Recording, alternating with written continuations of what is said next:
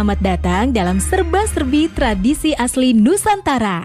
Hari ini kita belajar di rumah saja untuk menghindari penyebaran COVID-19. Ayo siapkan alat tulismu untuk menjawab pertanyaan mengenai tradisi kain tenun sengkang. Nanti kerjakan tugas ini dengan bimbingan guru atau orang tuamu. Sekarang mari kita simak tradisi kain tenun sengkang selengkapnya.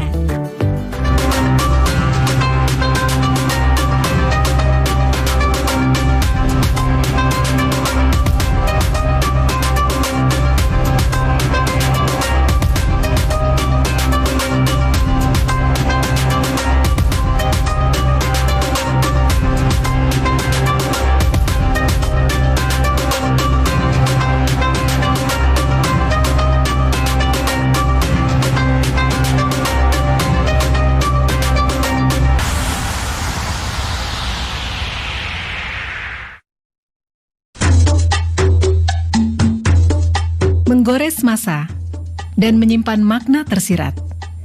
Saatnya kita kembali menengok warisan kekayaan Nusantara dari para leluhur. Salah satu warisan leluhur yang masih terjaga sampai saat ini dapat kita saksikan di kota Sengkang, sebuah kota di Kabupaten Wajo, Sulawesi Selatan.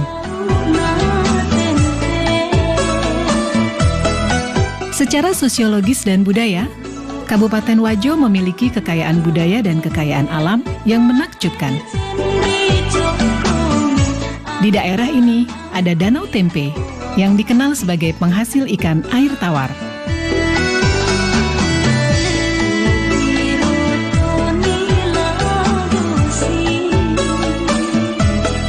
Danau Tempe terbentang laksana cermin raksasa di sisi barat kota Sengkang. Danau ini memiliki pesona alam yang elok dan unik.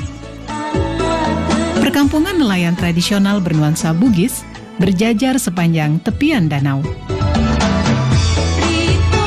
Berjarak 2 km arah timur kota Sengkang, dekat Danau Lampulung, terdapat kampung adat Attakae. Di sana terdapat bangunan duplikat rumah adat Wajo.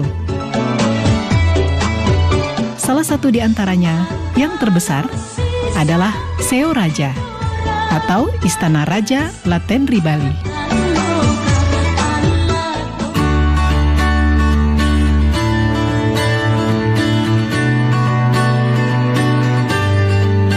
Ada yang khas dari masyarakat Bugis sebagai suku asli yang mendiami wilayah Kabupaten Wajo, yaitu keberadaan kain tenun sutra Sengkang.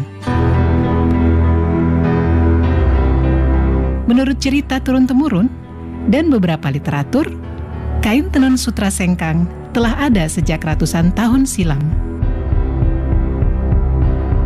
Pertama saya mengungkap sebuah naskah yang pernah saya baca, yaitu Lontrak Belawa.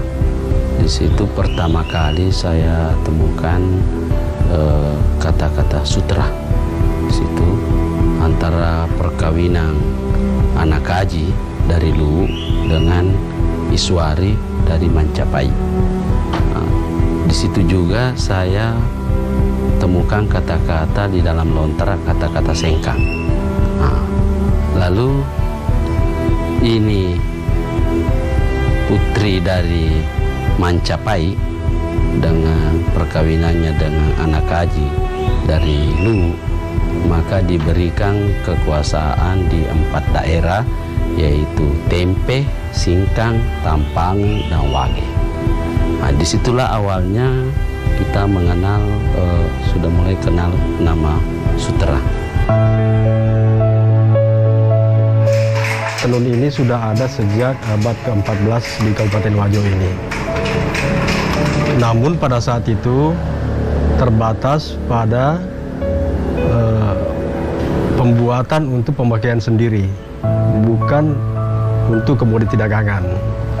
Misalnya seseorang ingin melakukan hajatan pernikahan, terutama pada acara-acara pernikahan, itu biasanya anak-anak perempuan itu diminta atau disuruh oleh orang tuanya untuk menenun sarung. Apakah untuk dipakai dia sendiri ataukah untuk orang tuanya. Itu sehingga belum terjadi di masyarakat sebagai suatu komoditi dagangan, tetapi hanya untuk pemakaian sendiri. Sejarah tentang tenun sutra sengkang tidak dapat dipisahkan dari peran perempuan Bugis dalam keluarga. Orang tua suku Bugis di zaman dulu menjadikan tenun sutra sebagai salah satu cara dalam mendidik anak perempuan mereka. Nah, salah satu cara untuk mendidik anak-anak perempuan di zaman dulu agar supaya perempuan-perempuan ini bisa menjaga diri, terhindar daripada hal-hal negatif, sehingga lebih banyak dianjurkan atau disuruh oleh orang tuanya untuk tinggal di rumah untuk menenun. Nah, sehingga akhirnya menjadi suatu tradisi dan budaya pada masyarakat Bugis, khususnya di Kabupaten Wajo ini, setiap anak perempuan harus pandai menenun. Dalam bahasa lokal, yaitu Bugis, sutra disebut dengan sabbe. Menengok ke masa yang lalu, aktivitas masyarakat Wajo dalam mengelola sutra sudah dilakukan secara turun-temurun, baik dalam skala industri rumah tangga maupun industri menengah.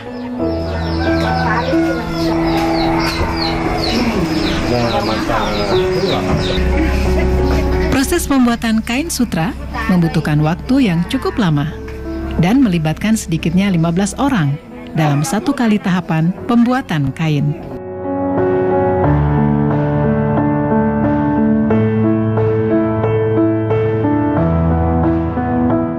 Sebelum menjadi benang sutra, ada proses yang cukup panjang yang dimulai dari peternakan ulat sutra.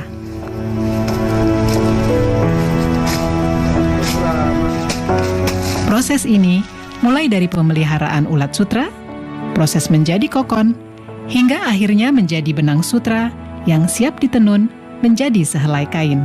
Kita dapat telur dari Verhutani sesuai dengan pesanan. Contoh ini tempat telurnya dan menetas, misalnya penetasan tanggal 1. Ini menetas baru 3 hari makan, dikasih makan dengan daun murbei. Ada memang khusus daun murbei itu. Baru 3 hari makan, baru ada instar pertama, artinya tidur. Instar pertama itu 2 kali 24 jam. Ulatnya tidur itu tidak makan. Baru setelah instar pertama, makan lagi selama 2 hari. Masuk instar 2. Begitu seterusnya sampai instar 4. Ini sudah masuk instar 5. Artinya ini masuk untuk proses pengokonan. Tinggal 3 hari proses pengokonan. Dia akan membungkus dirinya jadi kepompong. Itu seratnya, dia mengeluarkan air liur dari mulutnya. Itu bikin bundaran untuk membungkus dirinya. Dan bundaran itulah disebut kokon, dan itulah yang menjadi sutra.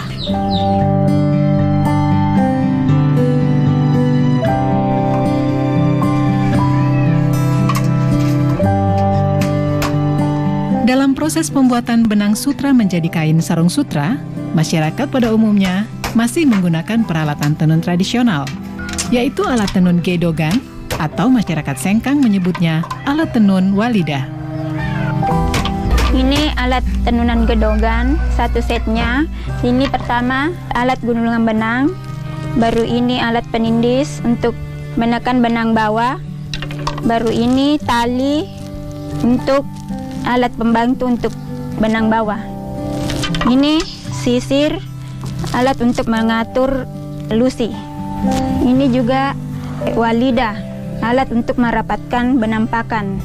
Ini teropong, alat untuk memasukkan benang pakan. Dan ini wakangan, alat untuk gulungan kain.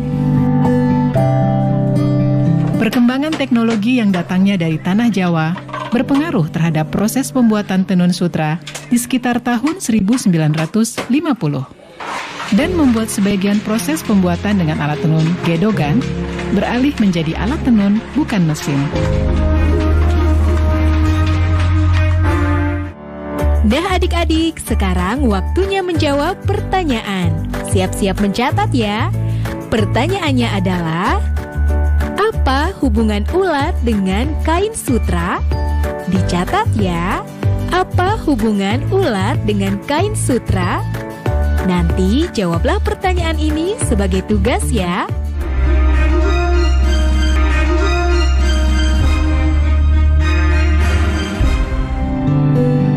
Keberadaan kain tenun sutra sengkang tidak dapat dipisahkan dari kehidupan sehari-hari masyarakat Wajo. Bahkan di tahun 70-an, tenun sutra seolah mempunyai keistimewaan tersendiri saat hari raya tiba. Tidak hanya itu, sutra sengkang mempunyai nilai simbolik yang sangat tinggi dalam menerjemahkan hubungan suami istri dalam kehidupan masyarakat Wajo. Tahun 70-an, saya masih dengar semua orang kalau lebaran pasti pakai sarung sutra. Kalau hari lebaran, itu bunyinya sarung sutra. Kalau di masjid, orang berdiri untuk salat, semua pasti terbunyi kedengaran sebagai kain sutra. Dan saat itu juga orang pada pakai sutra sebagai pakaian salat Idul Fitri. Lalu yang kedua yang saya lihat, orang Wajo itu biar sebagai ibu rumah tangga, dia memenuhi kebutuhan suaminya, memasak, memelihara anak. Juga dia masih melakukan aktivitas itu dan tidak ada yang terabaikan, semua jadi. Kain tenun sutra sengkang mempunyai ciri khas yang membedakannya dengan tenun sutra dari daerah lain, yaitu warna yang terang dan mencolok. Warna kain tenun ini pun menjadi makna tertentu dan penanda tersendiri dalam kehidupan masyarakat Wajo. Kalau berbicara masalah warna, memang ada peruntukan tertentu bagi pemakaian warna itu. Misalnya saja seorang gadis itu biasanya memakai sarung baloreni, kotak-kotak kecil dan halus, dan terdiri dari warna tua muda. Pada umumnya memakai warna pink terang dengan pink muda, ataukah hijau daun dengan hijau muda, dan seterusnya. Berbeda kalau perempuan itu sudah berkeluarga, itu juga memiliki ciri warna tertentu. Ataupun laki-laki yang masih lajang, belum menikah. Nah, sehingga pemanfaatan sarung itu pada zaman-zaman yang lampau, pada umumnya keluarga-keluarga jika menghadiri undangan membawa serta keluarga-keluarganya. Jika satu keluarga memiliki anak laki-laki, itu dibawa serta dalam suatu acara pesta pernikahan. Dan dipakaikanlah sarung yang menandakan bahwa si anak ini masih bujang. Di keluarga lainnya juga mungkin membawa anak gadisnya yang juga memakai sarung yang menandakan bahwa dia masih masih gadis. Ya, sehingga kadang-kadang terjadi perjodohan setelah acara itu, karena pada saat berkumpul orang-orang sudah bisa melihat, oh si keluarga ini memiliki anak laki-laki yang masih bujang, keluarga ini masih memiliki anak yang masih gadis. Jadi ada warna khusus untuk kalangan bangsawan, warna hijau karatong. Kalau di sini kan hijau datu, itu dikhususkan untuk kalangan bangsawan. Ada warna kuning, ada warna merah, ada warna ungu. Itu ada tempat-tempatnya bahwa kalau warna ini, kalangan ini yang bisa, umur sekian yang bisa pakai. Itu dulu, tapi sebagian sekarang masih daerah di Tanah Bugisi masih pertahankan itu. Sebagian juga tidak pertahankan lagi. Selain warna, motif khas kain tenun sutra sengkang juga menjadi ciri khas yang telah ada sejak ratusan tahun silam. Meski seiring berjalannya waktu, motif-motif ini mengalami modifikasi. Sebenarnya motif-motif yang tercipta itu tidak terlepas daripada karakter orang Bugis Wajo itu yang berada dalam pemerintahan yang demokratis, walaupun pemerintahan itu kerajaan. Itu yang tercipta di masyarakat karena begitu leluasanya, begitu bebasnya orang mencipta, sehingga tidak ada batasan bagi mereka seniman-seniman perajin tenun ini untuk mendapatkan inspirasi yang lebih luas lagi, yang kemudian diimplementasikan ataukah dibuat dalam bentuk motif pada tenunan itu. Selain motif-motif yang memiliki filosofi yang syarat dengan adat istiadat, ada juga motif lagosi yang beberapa tahun belakangan mempunyai tempat istimewa bagi para pecinta kain tenun sutra Sengkang. Motif lagosi diibaratkan sebagai perlambang cinta dan harga diri seorang perempuan Bugis. Motif lagosi itu terjadi sekitar tahun 1930. Ketika itu secara besar-besaran masyarakat Wajo, kaum lelakinya itu banyak yang merantau, seperti misalnya ke Malaysia, ke Sumatera, di Kalimantan, dan daerah-daerah lainnya. Nah, sehingga perempuan-perempuan yang ditinggal oleh suami untuk menjaga diri, itu melakukan aktivitasnya kebanyakan di rumah dengan menenun. Dari situlah kemudian muncul inspirasi, kerinduan mereka akan kembalinya sang suami, maka ditenunlah motif-motif lagosi itu yang berbentuk setangkai kembang. Itu perlambang cinta yang terus dijaga, sekalipun bertahun-tahun ditinggal oleh suami. Menjaga kesucian, menjaga harga diri seorang perempuan, saya kira di seluruh Indonesia adalah harga mati juga.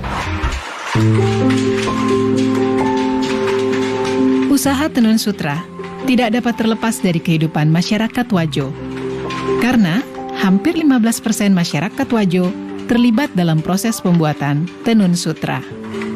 Tantangan yang dihadapi adalah menurunnya produksi benang sutra, baik dari segi kuantitas maupun kualitas.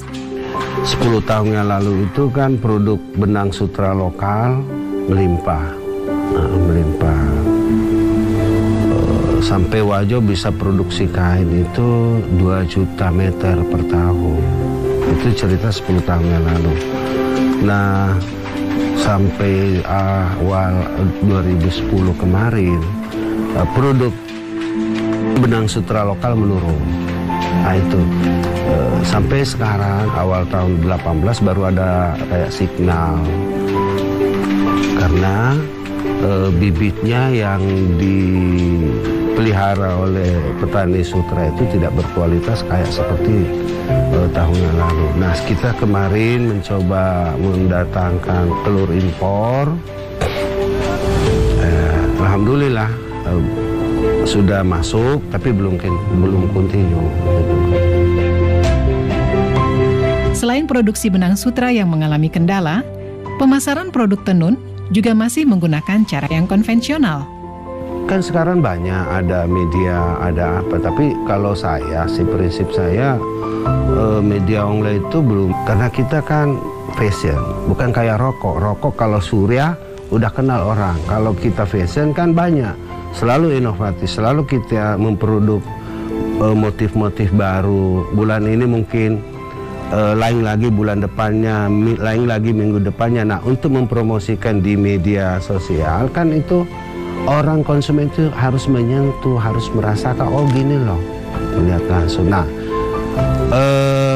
Nah disinilah harus ada kerjasama dari pihak pemerintah dengan pengrajin, dari BUMN untuk binaan-binaan untuk pengrajin. Karena begini, sebagian besar pengrajin yang ada di Wajo, saya kira di Nusantara ini begitu juga, bahwa kalau biaya promosi untuk pameran-pameran ke Jakarta atau ke luar negeri, sebagian besar ini pengrajin ini belum mampu mandiri atau belum mampu membiayai sendiri untuk mempromosikan produknya.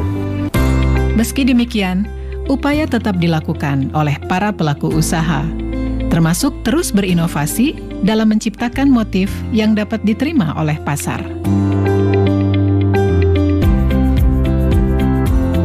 Satu hal yang masih sangat melegakan dan menyisakan harapan besar bahwa sampai saat ini, masyarakat Wajo, baik generasi tua maupun muda, sebagai pewaris kekayaan Nusantara ini masih sangat mencintai dan menjadikan Sutra Sengkang sebagai bagian yang tak dapat dipisahkan dalam kehidupan mereka sampai kapanpun.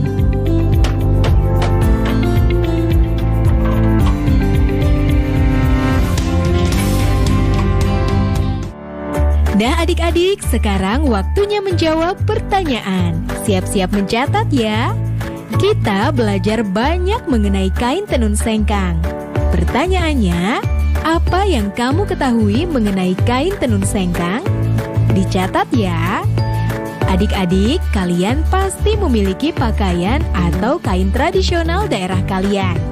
Pertanyaannya, jelaskan mengenai kain atau pakaian tradisional daerah kalian. Apakah ada persamaan dengan kain tenun sengkang? Jawablah pertanyaan dengan bimbingan guru atau orang tuamu. Adik-adik